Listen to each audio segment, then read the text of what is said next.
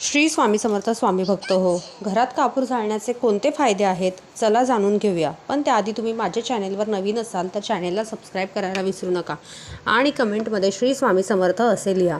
Number 1, सकारात्मकतेसाठी कापराचा उपाय. घरातील वास्तू दोष दूर करण्यासाठी तसेच सकारात्मकता आणि आर्थिक लाभ मिळवण्यासाठी पूजागृहात कापूर ठेवा. तो विरघळल्यावर नवीन कापूर पुन्हा ठेवा. असे केल्याने घरातील नकारात्मक ऊर्जा निघून जाते तसेच घरातील सदस्यांना मनःशांती मिळते. नंबर 2, आर्थिक संकटावर मात करण्यासाठी कापुराचे उपाय.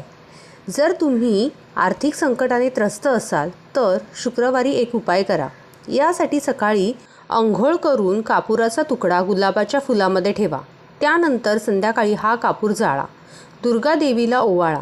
फायदा होईल. आर्थिक लाभासाठी कापूर अतिशय चांगला उपाय ठरतो. नंबर 3, आर्थिक लाभासाठी कापूर उपाय.